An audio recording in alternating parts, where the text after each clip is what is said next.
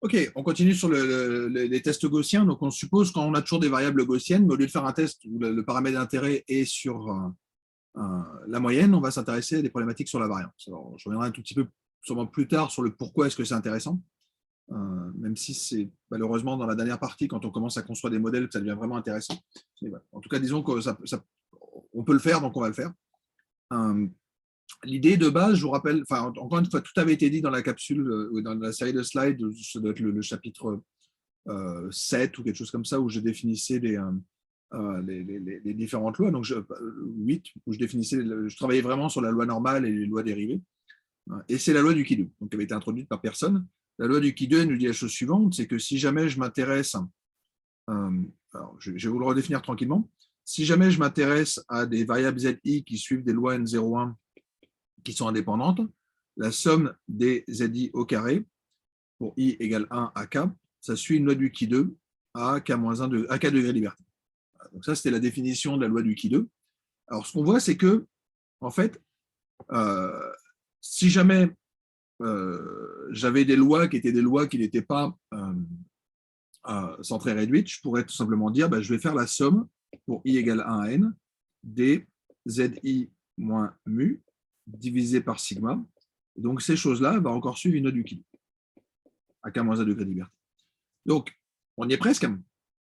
Là où on va avoir un petit souci, c'est sur ce petit mu qui traîne là, c'est que mu, je ne le connais pas. Donc, si jamais je remplace mu par la moyenne, okay, dans ces cas-là, je n'ai pas exactement une loi du Qui-2, mais j'ai une loi du Qui-2 qui va être, donc si jamais j'ai la somme des ZI moins, et je définis moins Z bar, que je divise par sigma, okay, donc si jamais je prends tout ça au carré, ça n'a pas suivi une loi du Qui-2, mais ça suit une loi du Qui-2, mais pas à K degré liberté, mais à K-1. Okay. Donc, à partir de là, on a la construction de notre statistique de test, simplement parce que ce que je suis en train de vous dire, c'est que si jamais j'ai des observations qui suivent une loi mu un sigma carré, si jamais je regarde la quantité suivante, donc on va s'inspirer de ce qui est mis ici. Donc, si jamais je regarde 1 sur sigma, la somme des xi moins x bar au carré, pour i égale 1 à n, on devrait s'attendre à avoir une loi du Qui-2 à n-1 degré de liberté. Et cette chose-là, l'avantage, c'est qu'on le connaît, c'est que cette somme des carrés des écarts à la moyenne, c'est tout simplement n-1 multiplié par s au carré. Okay, donc, ce qu'on est en train de dire, c'est quoi? C'est que si jamais j'ai des observations qui suivent une loi normale mu sigma carré, alors la statistique qui est définie de la manière suivante, n-1 s carré divisé par sigma 2, va suivre une loi du Qui-2 à n-1 degré de liberté. Et c'est essentiellement ça qu'on va utiliser par la suite, cette propriété-là. Donc, nous, on essaie de savoir si jamais la variance vaut une certaine quantité. Donc, est-ce que sigma vaut sigma 0? Dans ces cas-là, si jamais sigma vaut sigma 0, je remplace sigma par sigma 0. Et donc, la statistique de test très naturelle, c'est celle-là. C'est de dire, je prends n-1 fois la variance empirique divisée par sigma 0. Si jamais H0 est vrai, et je vais faire un peu de ménage parce que c'est le bazar dans ma chambre, là. Hop, hop, hop, hop. Si jamais H0 était vrai, dans ces cas-là, cette statistique-là devrait suivre une loi du Qui-2 à n-1 degré de liberté, si jamais H0 est vrai.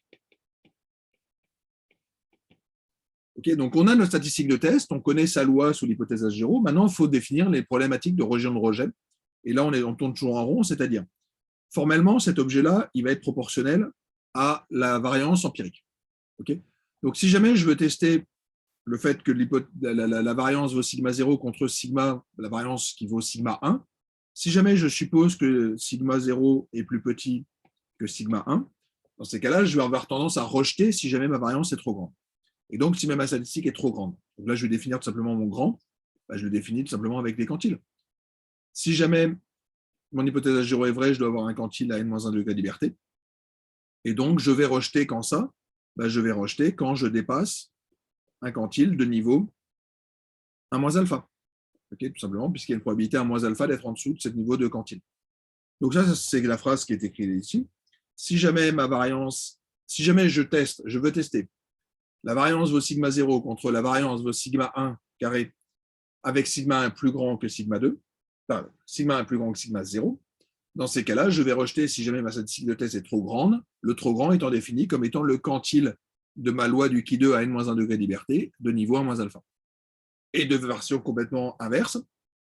Si jamais, au contraire, j'étais plus petit, dans ces cas, je rejette quand ma variance, quand ma statistique, quand ma variance empirique est trop petite, c'est-à-dire quand ma statistique de test est trop petite, comme j'ai normalisé pour avoir une loi standard, une loi du Q2, dans ces cas, je rejette quand je suis plus petit le quantile de niveau alpha pour une loi du Q2 à n-1 degré de liberté. Okay, donc, on est tombé sur quelque chose de relativement simple. Okay, on a une procédure de test très facile qui, encore une fois, repose sur une statistique de test dont je connais la loi sous l'hypothèse H0. C'est tout simplement cette grandeur-là. Si jamais cette statistique est trop grande et que je veux tester plus grand que, donc je veux tester qu'on prend une valeur mu1, sigma 1 par sigma 1 carré qui est plus grande que sigma 0 carré, alors dans ces cas, je vais rejeter si jamais ma statistique de test dépasse mon quantile du niveau 1 alpha. Okay, alors, ça, je peux le faire, pardon, je n'avais pas effacé les slides, mais je peux le faire sous R. Alors, il n'y a pas de version de cette fonction sous l'environnement de base, donc il va falloir aller importer un package pour le faire. Donc, ça y est, dans AnvStat. Donc, je peux faire ce test de est-ce que sigma vaut sigma 0 et je peux tester, par exemple, est-ce que c'est plus. Donc, par exemple, est-ce que la variance vaut 1 et je vais tester le fait que ce soit plus grand. Donc, je vais tester l'hypothèse alternative que c'est greater. Donc, l'hypothèse que je fais, c'est que sigma 2 est égal à 1. Donc, c'est ce que je mets ici. Okay, donc, je prends mes données X, qui étaient celles que j'avais dû générer auparavant.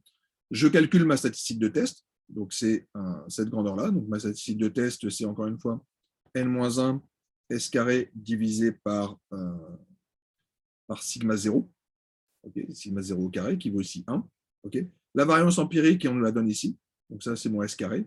Et donc, je me contente de calculer cette statistique de test, donc tout simplement en disant que je fais n-1, le nombre d'observations, alors je ne le vois pas marqué ici, mais ce n'est pas grave, multiplié par cette grandeur-là, divisé par 1.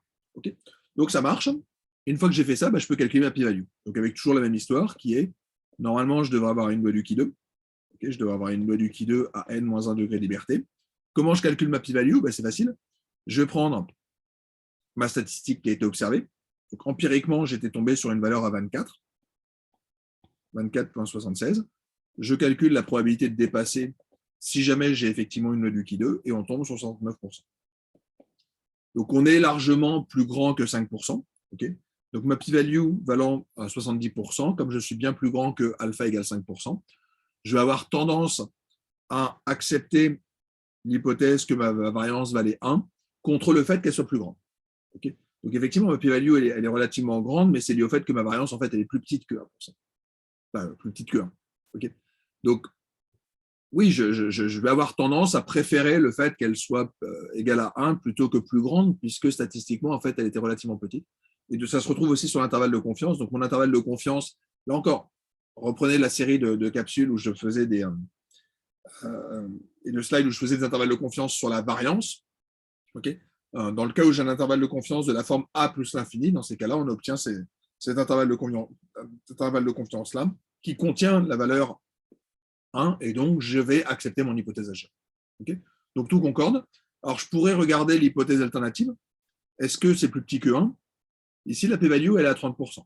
Je vous rappelle comment est-ce que ça avait été construit. J'ai ma loi du Q2. Je regarde la p-value associée à ma valeur empirique que j'avais observée. Alors, elle va se trouver peut-être par ici. Okay, donc ça, c'est la valeur que j'avais observée qui est à 24,7. Okay, et donc, la probabilité pour qu'une loi du Q2 soit plus petite que 24,7, c'est 31%. Donc, ma p-value à peu près 31%. D'accord, donc c'est ça que je calcule. Et comme cette grandeur-là est plus grande que alpha, qui est mon seuil à 5%, dans ces cas-là, je vais avoir tendance à accepter mon hypothèse H0 que potentiellement ce soit 1. Alors ça veut dire quoi? Ça veut juste dire, effectivement, empiriquement, j'étais à 0,85, mais en fait, je ne suis pas très loin de 1. Et c'est ça que ça veut dire. Ça veut dire, entre accepter le fait qu'on soit bien plus petit ou le fait qu'on soit 1, je ne peux pas complètement rejeter l'hypothèse qu'on soit 1. Donc c'est pour ça qu'en statistique, on parle assez rarement du fait qu'on accepte l'hypothèse H0.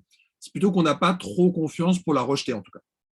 Okay, donc on n'a pas suffisamment d'arguments, suffisamment de données pour rejeter avec confiance le fait qu'elle puisse être égale à 1. C'est fortement possible, c'est statistiquement possible que la variance soit égale à 1.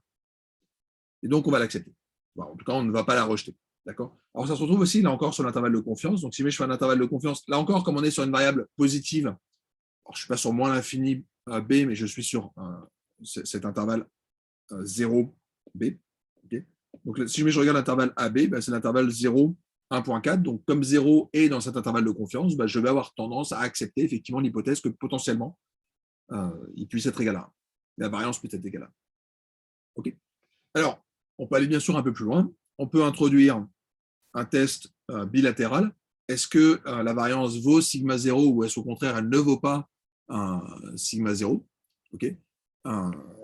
Et ça, bah, c'est un peu la même chose, sauf que bah, la lecture est un tout petit peu plus compliquée, dans le sens où bah, je vais être obligé de rejeter deux valeurs importantes, enfin, les valeurs petites et grandes, de changer des deux côtés. Je vais rejeter quand on est petit et je vais rejeter quand on est grand. Et le grand et le petit, comme toujours, sont définis de la manière suivante. J'ai alpha sur 2 chances d'être par ici, alpha sur 2 chances d'être par là. Et entre les deux, j'ai 1 moins alpha chance. Donc c'est vraiment cette interprétation hyper logique des tests qui consiste à dire je vais regarder les valeurs qui sont vraisemblables pour une loi du Qui 2. Okay, une loi du Qui 2, ça a cette distribution-là. Si jamais je suis sur les valeurs qu'il est raisonnable d'obtenir, dans ces cas-là, je vais plutôt accepter mon hypothèse H0. Donc si jamais je suis au milieu, dans ces cas-là, j'ai envie de dire que H0 est vrai. Donc quand je suis là, je vais dire H0 est vraisemblable, et donc je vais l'accepter. En tout cas, je ne la rejetterai pas. Par contre, si jamais je suis trop petit, ou si jamais je suis trop grand, dans ces cas-là, je la rejette. Okay, donc, je répète pour la 12 millième fois la même phrase, qui est la statistique de test ne dépend pas de l'hypothèse H1, ne dépend pas de l'hypothèse alternative, mais juste de ce que je veux tester. Donc, vu que je veux tester, est-ce que ça vaut sigma 0, j'ai toujours la même statistique de test qui est n-1, enfin qui est en gros la somme des carrés des erreurs divisé par sigma 0 carré. Okay. Normalement, si H0 était vrai, ça devrait suivre une loi du Qui 2 à n-1 degré de liberté. Donc, ce que je vais dire, c'est si jamais je suis trop petit, dans le sens où je suis plus petit que le quantile du niveau alpha sur 2, ou je suis plus grand, ou je suis grand, c'est-à-dire plus grand que le quantile de niveau 1 moins alpha sur 2, alors je vais rejeter H0. Okay. Donc, on est dans une interprétation très simple des tests. La seule chose qui change, c'est que je ne suis pas sur une loi symétrique. Donc, on perd la petite magie de la symétrie qu'on avait avec la loi normale et la loi de Student. On est sur quelque chose d'asymétrique, mais qu'on avait déjà vu quand on avait défini les intervalles de confiance sur les lois sur les variances. En fait. Donc, je peux utiliser le test, la fonction de test que j'avais sous R. Donc, au lieu de spécifier une alternative qui était greater ou less, je vais dire two-sided. Okay. J'ai toujours la même statistique de test, mais là encore, c'est logique. Okay, la statistique de test ne dépend que de l'hypothèse H0. Et la p-value vaut ici 61%, enfin 62%. Et donc, comme ici, on est plus grand que alpha, ben dans ces cas-là, on ne va pas rejeter de H0. Donc, en fait, on l'accepte H0. Okay. Et là encore, je le retrouve dans l'intervalle de confiance. Mon intervalle de confiance à 95%. Il me dit qu'il y a 95 chances sur 100 pour que la vraie variance elle soit comprise entre 0,54 et 1,54. Donc, 1 étant dedans, ben, je n'ai aucune raison, en tout cas, de le rejeter. Raison valide, raison statistique de le rejeter. OK. Donc, on a réussi à le faire. On a réussi à faire notre test de variance pour une variance, okay, pour un échantillon. Ben, on veut passer à 2 échantillons. Alors, j'aurais peut-être dû mettre des étoiles. Je vais les rajouter mes étoiles parce que, encore une fois, c'est un tout petit peu optionnel. Mais je trouve que c'est assez joli. Puis, c'est relativement important pour des comparaisons de modèles. Donc, on a 2 échantillons. Un échantillon qui suit une loi gaussienne, un autre échantillon qui suit une loi gaussienne. Et la question qu'on se pose, c'est est-ce qu'ils ont la même variance versus est-ce qu'ils n'ont pas la même variance. Okay, je fais juste la version simple, on pourrait faire, ils ont le ratio à une certaine valeur, le ratio prend une autre valeur. Enfin, faisons simple, le cas le plus important, c'est le fait que la variance soit constante. Donc on veut le tester, l'hypothèse alternative, c'est qu'elle ne soit pas constante. Alors pour ça, je mets des étoiles parce qu'en fait, la loi de Fisher, j'avais dit qu'elle était un peu facultative. Mais en fait, c'est ça qu'on va utiliser. Donc, sur les variances, on utilise assez rarement des écarts de variance. On va travailler sur des ratios de variance. Et Fisher avait dit, si jamais vous faites le ratio des variances, ben dans ces cas-là, vous allez obtenir une loi de Fisher. Donc, en fait, ce qu'il va dire, alors, la loi de Fisher, elle est définie un peu comme une loi du Qui 2. C'est une loi, d'ailleurs, c'est une extension de la loi du Qui 2. Et donc, si jamais je veux rejeter quelque chose de différent, ben, c'est la même chose que ce qu'on faisait auparavant. C'est-à-dire, si jamais je suis trop petit, je rejette. Si jamais je suis trop grand, je rejette. Et idéalement, je veux être entre les deux. Et là, H0 va être vrai. Okay. Donc, en fait, c'est la même règle. Je calcule ma statistique de test. Si jamais ma statistique est trop petite ou trop grande, je rejette H0. Voilà. Donc, il n'y a rien de méchant. C'est juste c'est un peu plus pénible parce que la logique, elle est assez simple. Et encore une fois, ça repose fondamentalement sur un argument qui est j'ai construit une statistique dont je connais la loi sous l'hypothèse H0. Si jamais je n'ai pas une grandeur raisonnable que je puisse obtenir si jamais l'hypothèse H0 était vraie, c'est que l'hypothèse H0 n'est pas vraie. C'est juste ça qu'on raconte avec les tests. Et je passais sur mon slide à vous raconter cette histoire-là. Donc, je peux le faire avec ma fonction var test. Alors, par contre, cette fonction-là marche très bien pour comparer deux échantillons. Okay, donc, si jamais je veux tester un sigma x égale sigma y, j'ai généré ici deux échantillons avec la même variance. Donc, a priori, on a envie de croire que ça marche, mais encore une fois, il y a quand même une chance sur 20 pour que je le rejette, okay, même si jamais c'était bien généré. Donc, je fais var.test, donc un test de variance. J'ai mon échantillon x, mon échantillon y, et je demande est-ce que le ratio est égal à 1. Alors, implicitement, ça va être alternative two-sided. Ici, je le mets explicitement pour qu'on voit bien. Et donc, il me renvoie tout ce que je veux. Par exemple, ici, j'ai mon intervalle de confiance pour mon ratio. Okay, donc là, ça me dit que le ratio entre la variance de x sur la variance de y, il appartient, ce ratio-là appartient à l'intervalle 0,74 4 avec une probabilité de 95%. Donc, comme 1 est dedans, on va avoir tendance à accepter. Et on le retrouve là aussi avec la p-value. Okay, ma statistique de test de Fisher, elle vaut 1,78. Comme je n'ai pas la moindre idée des quantiles de ma loi de Fisher, là encore, on se contente de regarder la p-value. La p-value vaut 0,18. Donc, comme on est plus grand que 5%, on va accepter l'hypothèse H0. Donc, c'est fort possible que les variances soient identiques dans mes deux échantillons. En tout cas, on n'a aucune raison légitime de rejeter cette hypothèse-là. Le ratio est peut-être important. On a un ratio qui est à 1,78, mais ce n'est pas suffisant en tout cas pour rejeter l'hypothèse qui puisse être égale à 1. Et là aussi, je peux le faire sur mes pressions artérielles. On avait dit, on va supposer que la variance est constante. Effectivement, quand vous regardez le ratio des variances, il va aller à peu près à 1,3. Okay, donc, j'utilise toujours la même syntaxe que tout à l'heure. Je fais un var.test de z en fonction du facteur. Okay, donc, c'est cette écriture-là. Donc, ça revient à faire un test de est-ce que dans mes deux status, j'ai les mêmes variances, en fait. Donc, je ne réfléchis pas. Ma statistique de test, elle est proche de 1. Okay, ma p-value vaut 91%. On est très largement au-dessus de 5%. Donc, on va accepter l'hypothèse H0. Donc, oui, la variance, elle est identique dans les deux. Okay, donc, ce qu'on a vu, c'est que dans les deux groupes, on a manifestement la même dispersion, mais c'est juste qu'on a un shift au niveau de la moyenne. Et effectivement, là, on rejetait l'hypothèse que dans les deux groupes, il y avait la même pression artérielle.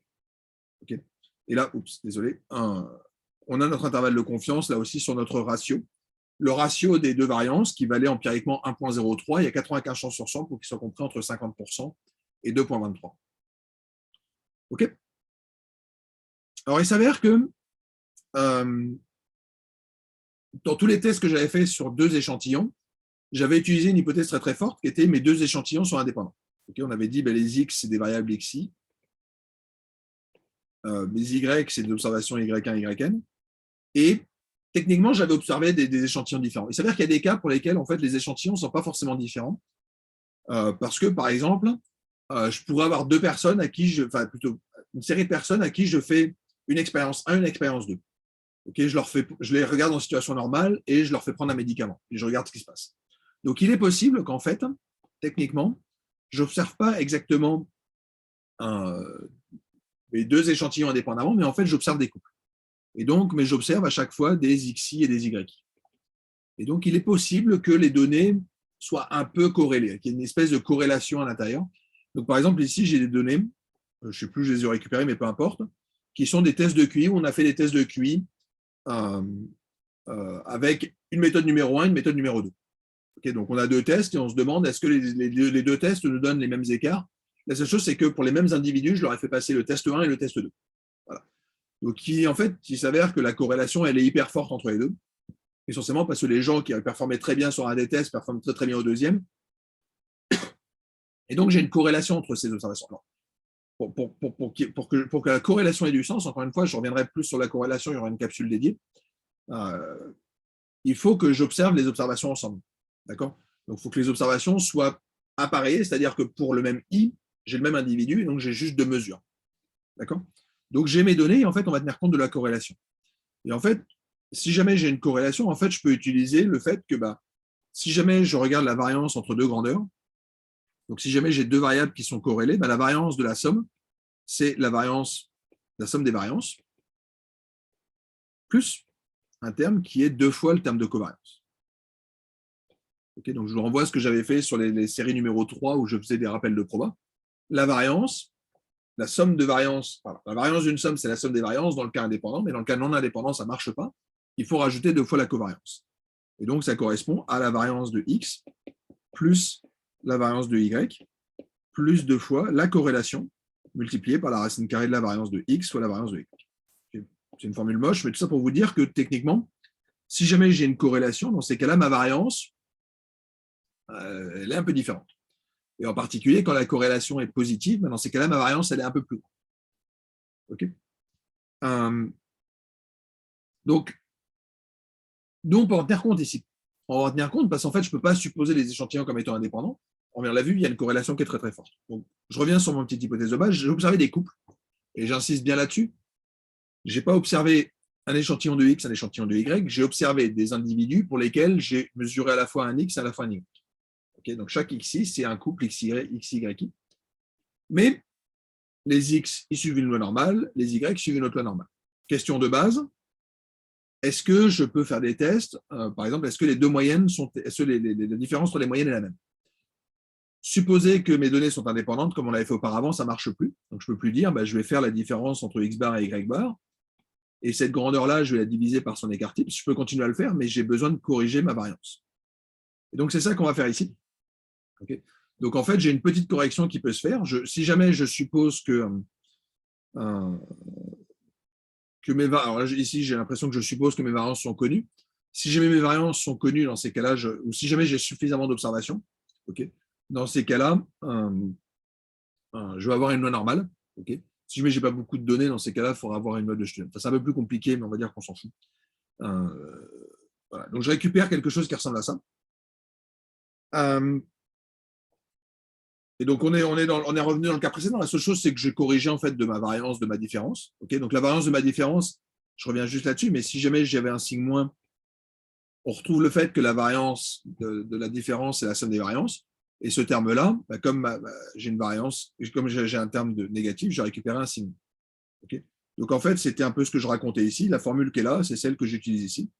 Donc, en fait, je me contente de diviser par la variance de notre différence. Okay, donc, j'utilise vraiment la même idée que celle qu'on avait eue auparavant pour travailler sur la différence entre les deux moyennes. C'est juste que je corrige de ma variance et donc je tiens compte de cette corrélation. Okay, et donc, c'est toujours la même chose. Je regarde, j'ai mon hypothèse de base. La différence des moyennes vaut mu 0, la différence des moyennes vaut mu 1. Si jamais je veux regarder plus grand, je vais rejeter si jamais Z est grand. Et comme j'ai une loi normale, grand va être défini avec un quantile de loi normale. Si jamais j'ai mu1 qui est plus petit, je m'intéresse au cas où on est plus petit. Okay, donc, c'est la même chose, c'est juste que dans le cas appareillé, c'est bien d'en tenir compte. Enfin, c'est bien. Ça a du sens. En tout cas, c'est ce qu'il faut faire. Il faut tenir compte du fait que potentiellement, on est corrélé. Et ça peut se faire assez facilement. Okay, en fait, si jamais vous regardez vos données, on a envie de se demander, par exemple, est-ce que la variance, le test n'a pas été construit de la même manière, ce n'est pas exactement la même échelle. Donc, on veut se demander, est-ce que la variance, c'est la même décalée de 10? Okay, donc, je donne ma première série, ma deuxième série. Est-ce que mu est égal à moins 10? Okay, et je spécifie paire égale true. Donc là, je lui dis qu'elles sont appareillées. Appareillées en anglais veut dire qu'on l'a donné par paire. Okay, et dans ces cas-là, on est revenu sur ce qu'on sait faire, c'est-à-dire je mesure ma statistique de test, okay, qui encore une fois, c'est du x bar moins y bar, moins la valeur mu0, qui ici vaut moins 10, et je vais diviser non plus par alors, je multiplie par racine de n, okay, et mon terme au dénominateur n'est plus la variance de x plus la variance de y, comme on avait dans le cas d'un échantillon non appareillé, mais je vais avoir, pif paf pouf, moins 2 fois la covariance entre x et y. Voilà. Donc, c'est ça qu'on utilise, et ça me renvoie à cette statistique de test qui vaut moins 1,28. Là encore, souvenez-vous qu'une loi normale, c'est à peu près compris entre moins 2 et 2, ou plus grand que moins 1,64 ou plus petit que moins 1,64. Enfin, voilà. Donc, a priori, ce serait raisonnable de l'accepter. Et effectivement, forcément, je l'ai caché, la p-value, elle est effectivement plus grande que 5%. Donc, on va accepter le fait que la variance, pardon, je suis sur la moyenne, le fait que la moyenne, elle est décalée de 10. Okay, désolé, je vais le corriger, ça. L'espérance de x, c'est l'espérance de y décalée de 10. D'accord?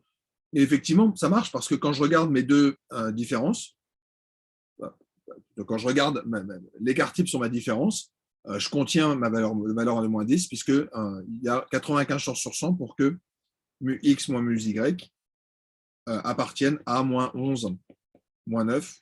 Okay, j'oublie les chiffres après la virgule, on s'en fout. Et on voit que 10 et, moins 10 est effectivement dedans. Donc, on va accepter le fait qu'il y ait une différence de 10 entre mes deux tests en tenant compte du fait que les données sont corrélées. Okay, et dernier point, c'était sur les variances. Donc, je peux comparer des variances avec deux groupes, okay, sur des données appareillées. D'accord. Donc, là encore, je suppose que j'ai des données qui sont par paire. Donc là, je vais avoir une petite correction qui va s'opérer. Alors, cette fois-ci, on va travailler sur la différence entre les variances. C'est un peu plus simple. Et donc, ce qu'on peut montrer, c'est que cette statistique-là, elle va suivre une note de student. Okay. Je ne vais pas vous le démontrer, on va l'admettre. Mais voilà, j'ai un test qui est possible. Allez, comme c'est fait, on va dire que ce truc-là n'est pas du tout au programme. C'est vraiment juste à titre d'information. Si jamais j'ai des données appareillées, je peux faire des tests sur les moyennes, mais aussi des tests sur les variances. Okay. Est-ce que la variance dans les deux groupes, je peux la supposer comme étant identique ou pas? D'accord. Donc, ça va être basé sur la statistique de student. Et je peux faire des petites simulations juste pour voir. Donc, je m'étais amusé à générer des données corrélées. Donc, j'ai mes X qui suivent une loi normale, mes Y qui suivent une loi normale avec une certaine corrélation. Okay. Donc, avec ça, je vous passe les calculs, mais je pense que je l'évoquais un tout petit peu quand je générais des variables gaussiennes. Ici, je génère des variables qui ont une corrélation de R. Okay. Donc, R, je l'ai fixé à 0,4 et on peut se demander est-ce que ce test marche? Donc, effectivement, ici, j'ai ma statistique de test. Okay. Donc, ici, j'ai ma corrélation. Et je reviendrai encore une fois sur la corrélation dans une série de slides un peu spécifiques. Il y aura un chapitre dédié à la corrélation parce que c'est quelque chose d'important. Et donc, on voit effectivement que ma corrélation, elle est à peu près, ma corrélation empirique sur des échantillons de taille 40, elle est à peu près distribuée autour de 0,4. Okay.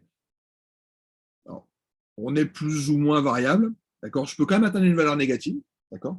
Mais ce qu'on voit, c'est que ma statistique de test qu'on utilise, c'est-à-dire celle que je vous proposais auparavant, elle suit à peu près une loi normale. Okay. La théorie nous dit qu'en fait, cette statistique suit une loi de student.